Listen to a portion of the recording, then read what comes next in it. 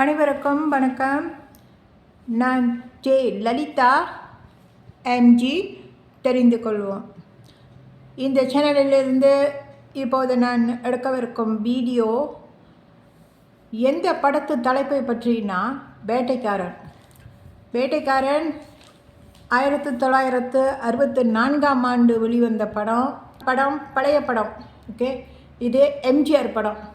இந்த படத்தை பற்றி தான், இந்த வேட்டைக்காரனை பற்றி தான் இப்போது நான் இந்த வீடியோவில் பேச போகிறேன்.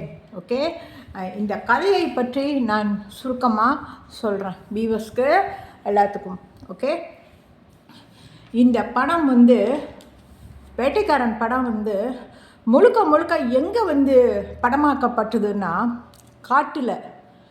காட்டுலையும் எம்ஜிஆர் வீட்டுக்குள்ளேயும், இந்த 2 இடத்துலையும் தான் இந்த கதை போய்கிட்டே இருக்கும். காடு வீடு இப்படி தான். ஓகே, ஸோ இப்போ இது வெளிப்புற காட்சிகள்லாம் இல்லை, எல்லா காட்டுக்குள்ளே தான், வீட்டுக்குள்ளே. ஓகே, சொல்லிட்டேன். இந்த வேட்டைக்காரன் படம் யாரோட நடிப்பில் வெளிவந்த படம்னா எம்ஜிஆர். ஓகே, ஏன்னா அவர் படம் தான். எம்ஜிஆரும் சாவித்திரியும் இவங்க 2 பேர் நடிப்பில் வெளிவந்த படம் தான் வேட்டைக்காரன் படம்.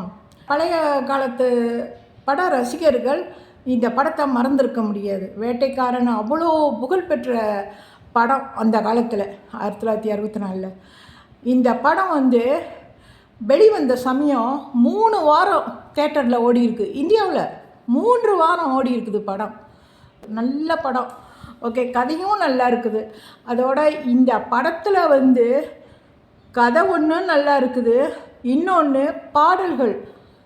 இந்த வேட்டைக்காரன் படத்தில் பாடல்கள் அதிகமாக இருக்குது. 6 பாடல்கள் இருக்குது. இந்த 6 பாடல்களும் மக்களின் மனசை விட்டு நீங்காத பாடல்கள், காதல் பாடல்கள், எல்லாமே காதல் பாடல்கள்.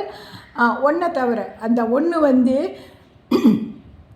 வெள்ளி நிலா முற்றத்திலே அப்படிங்கிற ஒரு பாட்டு. அது எம்ஜிஆர் பாடுவார், எம்ஜிஆர் மகனுக்காக பாடுவார் குழந்தையாக இருக்கிறப்ப. அந்த ஒரு பாட்டு தான் டிஃப்ரெண்ட்டாக இருக்குமே தவிர மற்ற பாடல்கள் எல்லாமே காதல் பாடல்கள். இந்த காதல் பாடல்கள் எல்லாமே எனக்கு ரொம்ப பிடிக்கும். வேட்டைக்காரன் படத்து பாட்டு, அந்த படத்தில் காதலை பற்றி வர்ணித்து பாடல்கள் எழுதியிருப்பாங்க. யார்? கண்ணதாசன் எழுதியிருப்பார். இன்னொருத்தரும் இருக்கார். 2 பேர் சேர்ந்து எழுதியிருப்பாங்க அந்த பாட்டு. இன்னொருத்தரும் இருக்கார், அவர் பேர் நான் கேள்விப்பட்டதில்லை. இன்னொரு கவிஞர், அவர் பேரை நான் இதில் சொல்ல விரும்பலை, ஏன்னா நான் அது கேள்விப்படாத பேர். ஸோ இப்போ கண்ணதாசனும் இன்னொருத்தரும் இருக்கார். இவங்க 2 பேரும் நான் கேட்டிருக்கேன். இவங்க 2 பேரில் உள்ள கவிஞர்கள் தான் இந்த வேட்டைக்காரன் படத்துக்கு பாடல்களை அதிகமாக எழுதியிருக்காங்க. அவ்வளோ நல்ல பாடல்கள், மணிமணியான பாடல்கள், காதல் பாடல்கள், மனசை அப்படியே உருக்கிற பாடல்கள். அதாவது நம் செவிக்கு விருந்தளிக்கிற காதல் பாடல்கள்னு சொல்லலாம். ஓகே, ஓகே, படத்து கதையை பற்றி நான் சொல்கிறேன். ஜெயலலிதா படத்து கதை இந்த படத்தில் எம்ஜிஆரும் சாவித்திரியும் நடிச்சிருக்காங்க. ஓகே, அந்த படத்தில் எம்ஜிஆர் சாவித்திரியோட நடித்த மற்ற நடிகர்கள், அவங்க பேரை நான் சொல்கிறேன். யார் நடிச்சிருக்கான்னா, எம்ஆர் ராதா வில்லன் நடிகர், அவரும் நடிச்சிருக்காரு. இன்னொன்று நம்பியார், அவரும் நடிச்சிருக்காரு. எம்வி ராஜம்மா அவங்க நடிச்சிருக்காங்க. அவங்க தான் எம்ஜிஆரோட அம்மாவாக அந்த படத்தில் நடிப்பாங்க, வேட்டைக்காரன் படத்தில். ஸோ இப்போ அதுக்கடுத்து அசோகன், அதுக்கடுத்து மனோரமா, அப்புறம் நாகேஷ், அப்புறம் சின்னப்பா தேவர், அப்புறம் பேபி ஷகீலா. அந்த காலத்தில் புகழ்பெற்ற குழந்தை நட்சத்திரம் இந்த பேபி ஷகீலா. இவங்க எத்தனையோ படத்தில், எங்கள் வீட்டு பிள்ளை படத்தில் கூட நடிச்சிருக்கிறாங்க இந்த பேபி ஷகீலா. இப்போ ஒரு வயசாக இருக்கும், கிழவியாக இருப்பாங்க. ஸோ இவங்க தான் அந்த படத்தில் நடித்த நடிகர் நடிகைகள். ஓகே, அப்புறம் இதுக்கு பிறகு இந்த படத்து திரைக்கதை வசனம் எழுதுனது யார் தெரியுங்களா? அரூர் தாஸ். இவர் தான் எழுதியிருக்காரு. இந்த படத்தை வேட்டைக்காரன் படத்தோட கதையை எழுதினவர். ஓகே, இந்த படத்தில் பாடல்களை எழுதினவர் கண்ணதாசன். இப்போ நான் சொல்கிறேன், கண்ணதாசனும் இன்னொருத்தர் சொன்னல பேர் நான் சொல்லாமல் இருந்தால அவர் பேர் வந்து R.M. முத்தையா. இவரும் கவிஞர் கண்ணதாசனும் இவங்க 2 பேரும் இந்த வேட்டைக்காரன் படத்துக்கு அதிகமான பாடல்கள் எழுதியிருக்காங்க. இந்த பாடல்களுக்கு இசையமைத்தவர் யாருன்னா K.V. மகாதேவன். K.V. மகாதேவனை யாருமே மறந்திருக்க முடியாது. அந்த காலத்து பழைய காலத்து படத்து பாடல்களுக்கெல்லாம் அதிகமாக இசையமைத்தவர் இந்த K.V. மகாதேவன் தான். 1960 அதுக்கு முன்னையும் இசையமைச்சிருப்பார். ஆனால் K.V. மகாதேவன் இசை வந்து ரொம்ப இனிமையாக இருக்கும். ஓகே, இந்த படத்தை தயாரித்தவர் யாருன்னா சின்னப்பா தேவர். MMA சின்னப்பா தேவர். இவர் தான் இந்த படத்தை தயாரிச்சிருக்காரு. இந்த படத்தில் எம்ஜிஆர் வீட்டு மேனேஜராக நடித்தவர் யாருன்னா எம்ஜிஆர் வீட்டு மேனேஜர். எம்ஜிஆர் வீட்டுக்கு மேனேஜராக நடித்தவர். ஏன்னா எம்ஜிஆர் வந்து இந்த படத்தில் வந்து எஸ்டேட் வச்சுருக்காரு, பெரிய எஸ்டேட்டு. அந்த பெரிய எஸ்டேட்டுக்கு ஓனர் தான் எம்ஜிஆர். ஸோ இப்போ எம்ஜிஆர் வந்து பணக்காரன் விட்டு பிள்ளை, அப்பா இல்லை ஆனால் அம்மா இருக்காங்க. ஸோ இப்போ பணக்காரன் விட்டு பிள்ளைனால அந்த எஸ்டேட்டுக்கு வந்து அவர் முதலாளியாக இருந்திருக்காரு. அந்த எஸ்டேட்டில் மேனேஜர், எம்ஜிஆருக்கு மேனேஜராக வேலை செஞ்சவர் வந்து M.N. நம்பியார். Okay, M.N. நம்பியாரோட பேர் வந்து அந்த படத்தில் மாயவன். ஓகே, மாயவன். அப்புறம் இன்னொருத்தரும் நடிச்சிருக்காரு, அசோகன் வில்லனாக நடிச்சிருக்காரு. இவரும் அசோகனும் திருடன், M.N. நம்பியாரும் திருடன். இந்த 2 திருடனுங்க இருக்காங்க. அசோகன் பேர் வந்து கார்மேகம் அப்படின்னு வரும். ஓகே, படத்தின் தொடக்கத்தில் எம்ஜிஆர் வீட்டில் இருக்கும் பணத்தையும் எஸ்டேட் பத்திரங்களையும் M.N. நம்பியார் திருடி கொண்டு சொல்கிறார். திருடிக்கிட்டு போகிறாரு. எந்த திருடன்? நம்பியார் திருடன் திருடிக்கிட்டு போகிறாரு குதிரையில். அப்போ அந்த சமயம் அசோகன்ற திருடனும் M.N. நம்பியார் கிட்ட ஃபைட் பண்ணுறாரு. எதுக்கு? அந்த M.N. நம்பியார் திருடின பணத்தையும் அந்த எம்ஜிஆரோட எஸ்டேட் பத்திரங்களையும் கைப்பற்றுவதற்கு அசோகன் வந்து ஃபைட் பண்ணுறாரு நம்பியார்கிட்ட. அப்புறம் வந்து ஃபைட் பண்ணி அசோகன் வந்து அந்த பத்திரங்களை வந்து கைப்பற்றிடுறாரு, எடுத்துக்கிறாரு. அப்புறம் அதுக்கு பிறகு அசோகன் என்ன பண்ணுறாருன்னா எம்ஜிஆர் வீட்டுக்கு பக்கத்தில், கொஞ்சம் தூரம் தள்ளி பக்கத்தில் இருக்கிற ஒரு இடத்துல மண்ணில் அந்த பத்திரங்களையும் எஸ்டேட் பத்திரங்களையும் எம்ஜிஆரோட பணத்தையும், நிறையா பணம் எடுத்துக்கிட்டான் M.N. நம்பியார். அந்த பணம் அசோகன்கிட்ட போயிடுச்சா அசோகன் கையில். ஸோ அசோகன் வந்து அந்த பணத்தையும் எஸ்டேட் பத்திரங்களையும் கொண்டு போய் மண்ணில், அந்த பக்கம் எம்ஜிஆர் வீட்டு பக்கத்தில் உள்ள மண்ணில் நல்ல ஆழமாக குழி தோண்டி அதில் புதைச்சி வச்சிடுறாரு அசோகன். மண்ணில் வந்து புதைச்சி வச்ச அந்த பத்திரங்களையும் பணத்தையும் பிறகு வந்து எம்ஜிஆர் அசோகனை ஃபாலோ பண்ணி, அசோகன் அந்த பக்கம்தான் சுற்றிக்கிட்டு இருந்திருக்காரு, ஏன்னா திருடன்.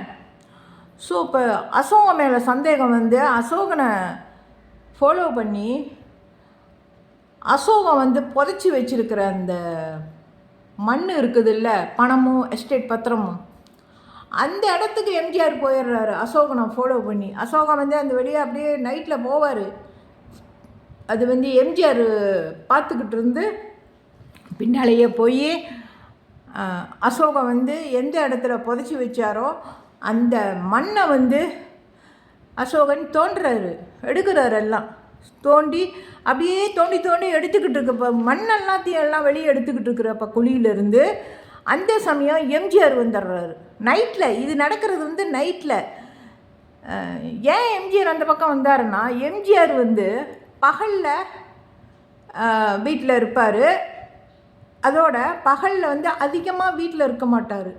நைட்டில் வந்து காட்டுக்குள்ளே தான் இருப்பார். காட்டில் வந்து மிருகங்களை வேட்டையாடிக்கிட்டு இருப்பார். எம்ஜிஆரோட பொழுது வந்து காட்டிலேயே தான் போவோம், நைட்டில் போவோம், பகல்லையும் போவார் காட்டுக்கு. ஓகே, இப்படி எம்ஜிஆரோட பொழுதெல்லாம் ஒவ்வொரு நாளும் போய்கிட்டு இருந்திருக்கு. ஸோ நைட்டில் அவர் வந்து அந்த அசோகன் மண் தோண்டுறதுக்கு போனாரா, அப்போ எம்ஜிஆர் பின்னாலேயே போயிட்டு பார்த்துட்டு மண் தோண்டிட்டு இருக்கிறப்ப அப்போ வந்து எம்ஜிஆர் வந்து அசோகனை பிடிச்சி போலீஸில் ஒப்படைச்சிட்றாரு. ஓகே, அந்த பணமும் எம்ஜிஆரோட பணமும் எம்ஜிஆரோட எஸ்டேட் பத்திரமும் எம்ஜிஆர் கைக்கு கிடச்சிருது. இந்த 2 பேருமே திருடனுங்க. யார்? எம்என் நம்பியாரும் அசோகனும்.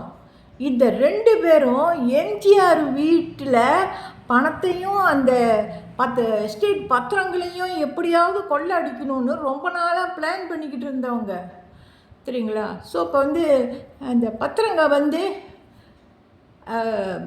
அசோகன் கையில் கிடைக்கல, எம்ஜிஆர் எடுத்துக்கிட்டார். இந்த படத்தில் வந்து எம்என் நம்பியார் நல்லவனாகவும் கெட்டவனாகவும் நடிக்கிறாரு. கெட்டவனா நைட்டில் நடிப்பார். நம்பியார் நைட்டில் வெளியாகிடுவார், ஊர் சுற்ற போயிடுவார் அங்கங்கே. எம்என் நம்பியார் வெளியே போயிட்டு எல்லாம் சுற்றிட்டு அப்புறம் வீட்டுக்குள்ளே வந்துடுவார். எம்ஜிஆர் வீட்டுக்குள்ளே. காரணம் என்னன்னா, எம்ஜிஆர் வீட்டில் மேனேஜர் வேலை செஞ்சவர் தான் இந்த எம்என் நம்பியார்.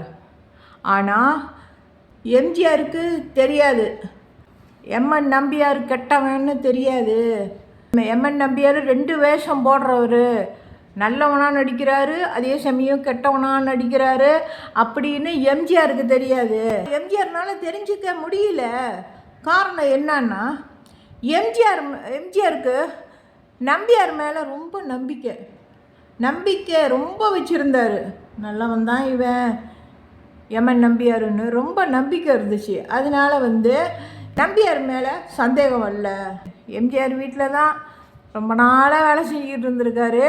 ஸோ அதனால் நம்பிக்கை இருக்கிறனால நம்பியாரை எம்ஜிஆர் வீட்டிலேயே வேலைக்கு தொடர்ந்து வச்சுருந்தார். ஓகே, சந்தேகம் வரல. ஏன்னா சந்தேகம் வராத மாதிரி எம்என் நம்பியார் எம்ஜிஆர்கிட்ட வேஷம் போட்டு நல்லா மாதிரி நடித்து வேஷம் போட்டு எம்ஜிஆரை நம்ப வச்சுட்டாரு. ஸோ எம்ஜிஆருக்கு சந்தேகம் நம்பியார் மேலே வரல. பிறகு வந்து சந்தேகம் வந்துச்சு. ஒரு நாள் நம்பியார்கிட்ட கேட்குறாரு, நீங்கள் தான் இந்த பணத்தையும் என் வீட்டில் உள்ள பணத்தையும் என் பத்திரங்களையும் திருடிக்கிட்டு போனீங்களா? நம்பியார் என்ன சொல்கிறாருன்னா, நான் திருடலை, அந்த திருட்டுக்கும் எனக்கும் சம்பந்தம் இல்லை. நான் நினைக்கிறேன் என் தம்பி வந்து பணத்தை திருடியிருப்பான். இப்போ அவன் திருடினதுனால தான் நீங்கள் வந்து என்ன சந்தேகப்பட்டீங்க, நான் தான் திருடி இருக்கேன்னு. ஏன்னா என்னோட முகமும் என் தம்பி முகமும் ஒரே மாதிரி இருக்கும். நானும் என் தம்பியும் ரெட்டை பிள்ளைங்க, இரட்டையர்கள். ஸோ இப்போ ஒரே சமயத்தில் நானும் என் தம்பியும் எங்கள் அம்மாவுக்கு பிறந்தோம். என் தம்பி திருடனாக போயிட்டான், நான் நல்லவனாக இருக்கேன். அப்போ என் தம்பி தான் வந்து திருடி இருக்கணும். என் தம்பி முகம் என் முகம் மாதிரியே இருக்கும். நீங்கள் வந்து என்ன சந்தேகப்பட்டுட்டீங்க? தம்பி திருடுனதுக்கு நான் திருடிட்டேன்னு என் மேலே சந்தேகப்பட்டீங்க. நான் உங்கள் வீட்டில் தான் இருக்கேன், மேனேஜர் வேலை செஞ்சுக்கிட்டு நைட்டில் வெளியே போவேன் வருவேன் காத்துவாங்க, அவ்வளோதான், வேறு ஒன்றும் இல்லைன்னு. அப்போ எம்ஜிஆர் நம்பிடுறாரு.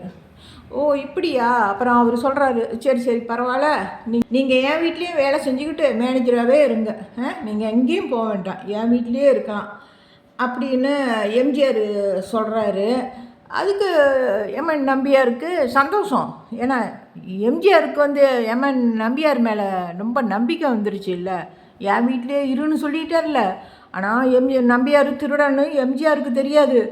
அப்புறம் சரின்னு சொல்லி அவங்க வீட்டில் தான் இருந்தார். யார்? எம்என் நம்பியார் எம்ஜிஆர் வீட்டில் தான் இருந்தார். அதுக்கு பிறகு ஒரு நாள் வந்து எம்என் நம்பியாருக்கும் சிறுத்த புலி. புலியில் வந்து சிறுத்த புலின்னு ஒரு புலி இருக்குது. அந்த புலிக்கோட எம்என் நம்பியார் சண்டை போட்டு எம்என் நம்பியாருக்கு கால் இன்ஜுரி ஆயிடுது. கொஞ்ச நாள் வீட்டுக்கு வர்றதில்லை. திடீர்னு காணாமல் போயிட்டார் எம்என் நம்பியார்.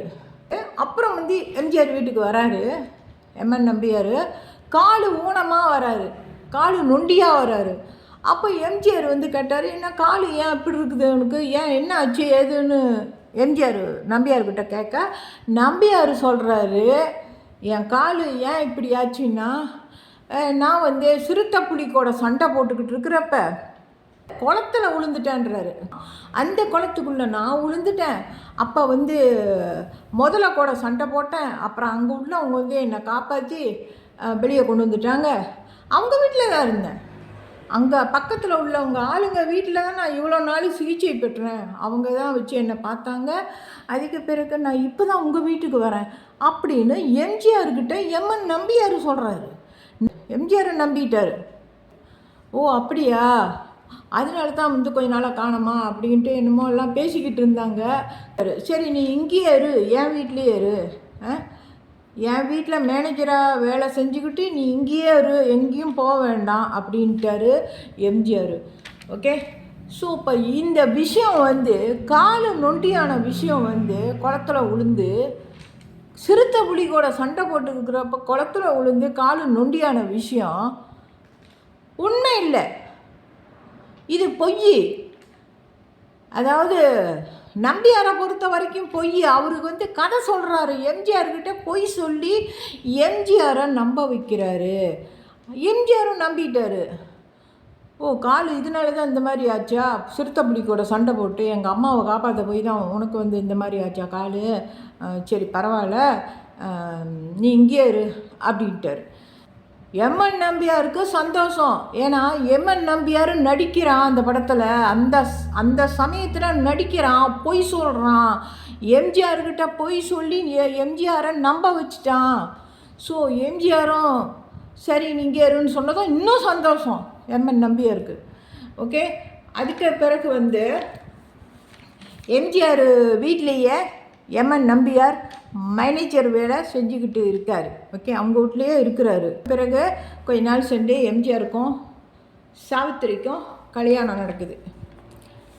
எம்ஜிஆரும் சாவித்திரியும் காதல் பண்ணி அந்த படத்தில் கல்யாணம் பண்ணிக்கிறாங்க, காதல் கல்யாணம் பண்ணிக்கிறாங்க. ஓகே.